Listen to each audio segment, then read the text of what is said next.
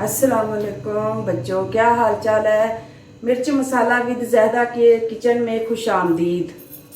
आज हम बनाने जा रहे हैं माश की दाल और गोश्त।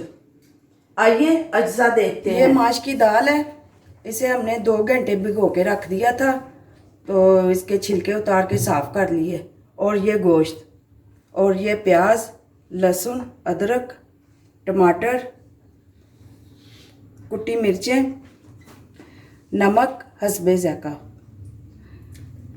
कुटा सुक्का धनिया, हल्दी, मिर्च, धनिया जे तुसी पसंद करना चाहते जे तो ठीक है।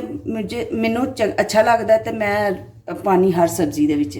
हुण आओ पकाना शुरू करिए। बिस्मिल्लाहिर्रहमानिर्रहीम।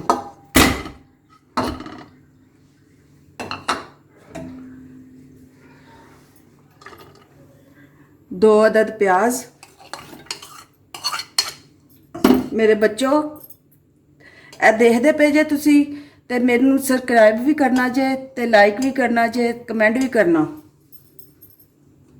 ए टमाटर 1 अदद,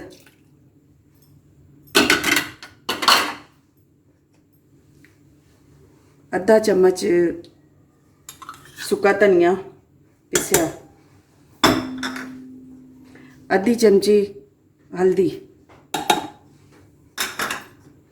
आधी चमची कुटियां मिर्चां,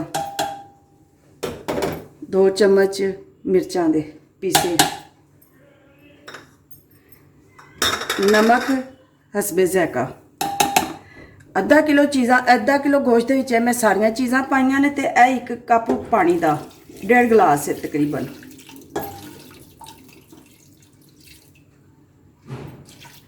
हुण असी प्रैशर लान लगे हाँ तकरीबन 10 तो 15 मिनट। जिवें देखते पे जे कि गोश्त साडा गल चुकिया है, जैसा पानी खुश्क हुंदा है तो असी घ्यो पा के भुन लेना है। घ्यो पा के भुनना है तो फिर असी दाल विच पा देनी है।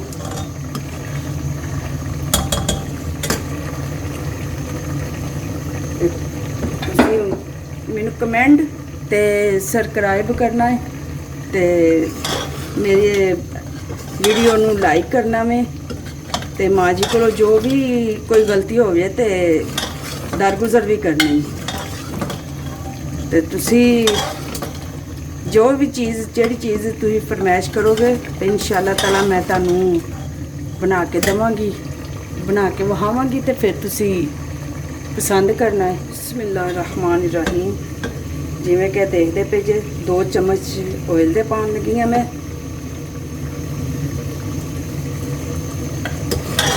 जिवें तुम देखण दे जे कि गोश्त साडा भुजण दिया आवे, माशाल्लाह कलर देखो कितना प्यारा आया वे।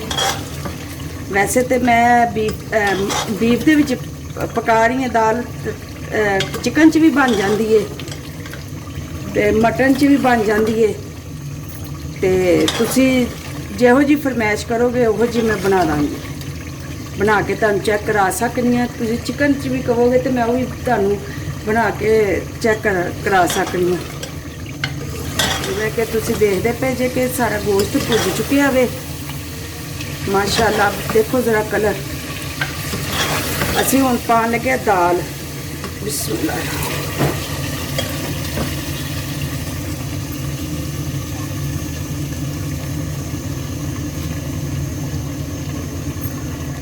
जिवें कि तुसी वेख लिया हुण कि दाल असी पाती विच, ते मैं हुण दम ते लान लगी हाँ। इसलिए मैं दम ते लान लगी कि मैं ये 2 घंटे पहले भिओं के रखी सी, ते इहनूं गलन च कोई देर नहीं लगनी, तो तुसी प्रैशर भी ला सकते जे। देखो ना कि साड़ी दाल बन गई, तैयार हो गई है।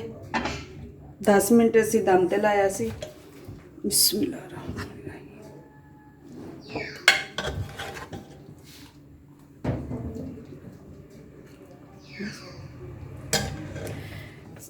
जैसे कि देख रहे हैं हमारी दाल तैयार हो गई है।